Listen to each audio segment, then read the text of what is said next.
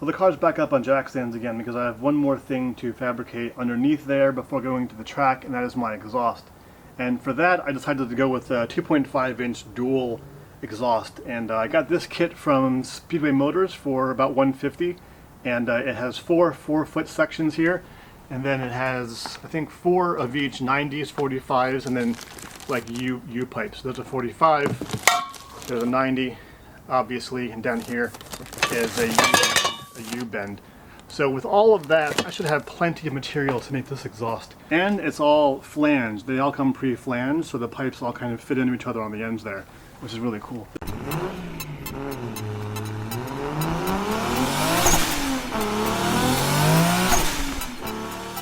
I also went and picked up a X-pipe here, and what's cool about the X-pipe is this pipe actually slides right into the end here, which is really, really easy to weld. So this is a little bit bigger than a 2.5, and this is a 2.5. So of course, the thing about X-pipes or H-pipes or whatever crossover pipes is that they allow exhaust scavenging. So the little like puffs of exhaust will kind of pull on each other through the piping, and it helps flow. I don't know all the science, just look it up. I decided on mild steel instead of stainless steel for this because I live in Southern California where, you know, it's December 19th. This is what it looks like around, I don't know, 4 p.m. I'm wearing a t-shirt and shorts. You know, that is Southern California weather year round, so I really don't need to have any real rust proofing going on with my exhaust here. So between that and the fact that it's way cheaper to do mild steel, this was a much easier option for me. Also the fact that you can weld with a regular MIG, not having to do any kind of crazy stainless MIG or TIG welding for the exhaust. And because I know someone's going to ask right off the bat, why did I do 2.5 instead of, you know, a bigger exhaust, like a 3-inch or bigger? And that's because, well, there's 3 reasons. One, 2.5 will fit better physically under the car, and that's, you know, certainly a concern. My first time fabricating an exhaust, I don't want to have any fitment issues.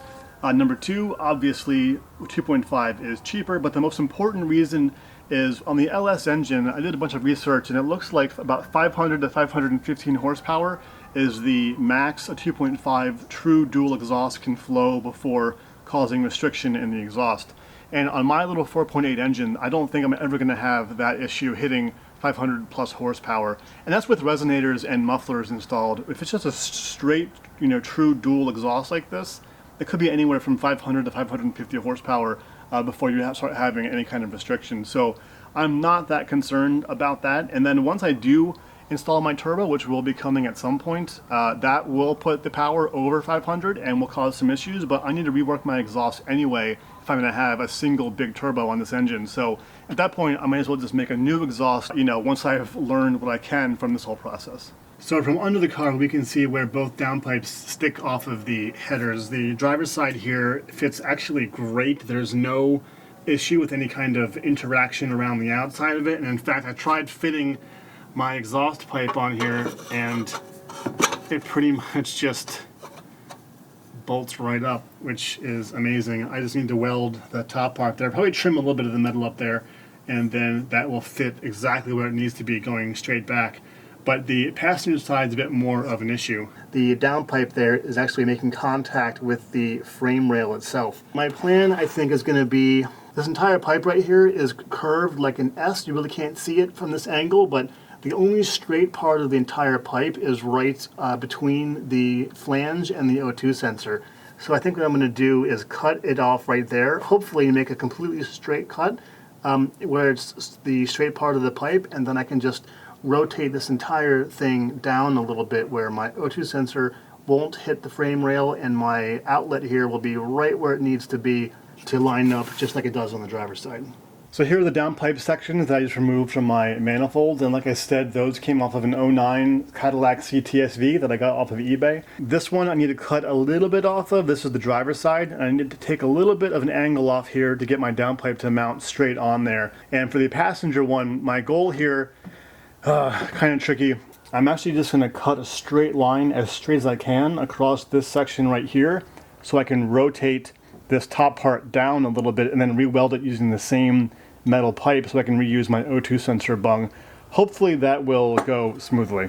So I went through and made these Sharpie marks here as close as I could to being completely straight, and then I followed it up with green tape on this side. So I'm going to run my angle grinder right up this left side of the tape here, hoping to make it as straight as I can.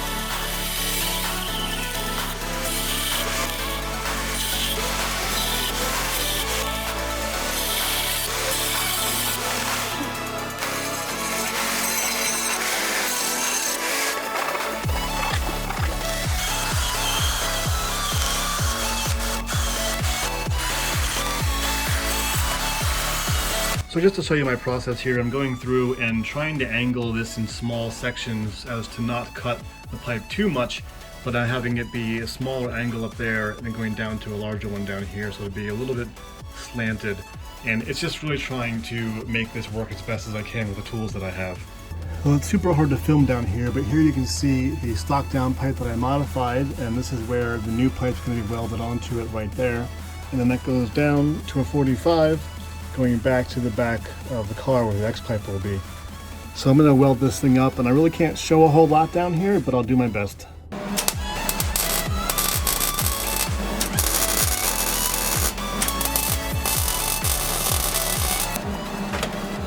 have no idea how that turns out. No. So really quick status update while I'm in the middle of this process. I have my downpipes right here on both sides. These are 45s going down to a straight piece right here. The straight piece goes to a 45 on both sides, which angle in here. And then for this one, I took an old 90 that I had from actually a long time ago that I bought for the exhaust on my Talon, and I cut that in half. That's why it's all rusty. But I cut that in half and welded two little extensions on to meet up with these 45s to go to my X pipe. And that's where I am right now. I have my X pipe being supported by a jack stand, and then I'm gonna have to keep going back here, and then I'm probably just gonna do two sort of like roughly 45s sort of going back each way, and then they'll basically go straight out to the back of the car at sort of an angle, and then I'll figure out what to do for a tip at the end. But you know, it's a race exhaust, doesn't need to be pretty.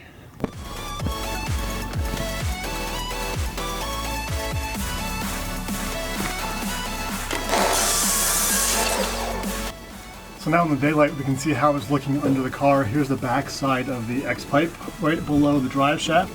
There's plenty of clearance there, and then we go forward up to the front of the car, and you can see it all fits nicely under the car actually.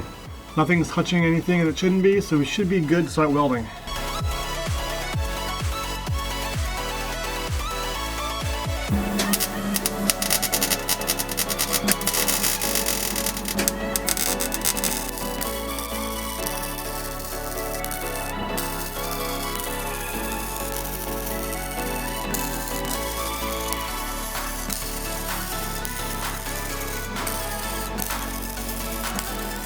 Well, it took about 3 days on and off of measuring and fitting and cutting and welding and everything, but here is my 2.5-inch true dual exhaust with the X pipe in the middle, going all the way back to the Formula Drift style tailpipes that go just after the rear axle.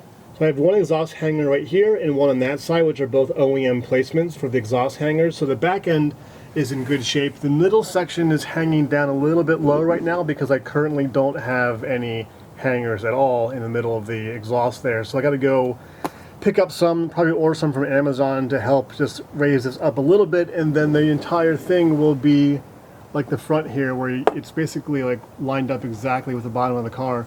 So there's no weird, you know, extra scraping or anything. You can see how I get back here and it hangs down just a little bit low by about an inch or so, but that'll be taken care of once I actually get those new hangers installed.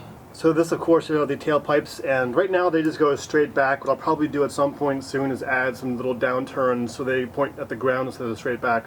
But they're not hitting anything important or crucial like fuel lines or anything, so they should be fine just like this. Eventually, if I want to, I can actually just add another 45-ish or so degree angle to kind of come up here and then come back along here and come right out right here if I really wanted to. This obviously is a track car only, so having, you know, some factory-looking exhaust is not really priority over weight savings. It's all currently tack welded in place, but you can see the downpipe right here going from the passenger side down underneath the car. And the driver's side you can't even see it at all because it's kind of cluttered down here. But it is down there somewhere. If you're planning on making an exhaust at home, DIY style, and saving a ton of money like I just did, I would really recommend getting a saw like this, which is a 14-inch chop saw. This one's from Harbor Freight. I'll link a few below in the description, but these are crucial to getting your cuts as straight as you can without spending a ton of money. I went and pulled the exhaust off the car so I can do final welds and everything, but now you also get to see what it looks like assembled when not actually on, you know, the bottom part of the car. So you can see it's pretty much straight, and that's exactly how it sits underneath the car. I have my exhaust hangers welded on back here. I'm going to put, I think, 2 more roughly around here somewhere, and then up here these will just bolt to the factory manifolds. I added 1 support brace down here on the bottom side. I'll probably add another one on top there, and then maybe one up here on top of that as well. And you can see how my cutting and welding, well, my cutting got much better. This is like pretty much a straight line there, here, compared to my previous cuts, which were done mostly by hand before I had the chop saw. You can see how much a gap there is right there. I got to go through and weld that up. So yeah, it definitely got better as time went on. So the exhaust isn't done quite yet. I have to finish welding everything up. Right now it's all tack welded. I also have to add paint because this is mild steel and not like stainless steel, for example. I also have to add 2 hangers in the middle section to kind of lift it up in place. But other than that, the exhaust will be done. So next episode will be my gauges, and then I think a couple other small things I have to do, and then I can go to the track. I really have only a few episodes left, so thanks for bearing with me. I've been out of the country for a few weeks, or almost 2 months again, so I'm back now. More episodes coming soon. Thanks for watching. Stay tuned for more Fully Spooled. Like, subscribe. I'll see you guys next time.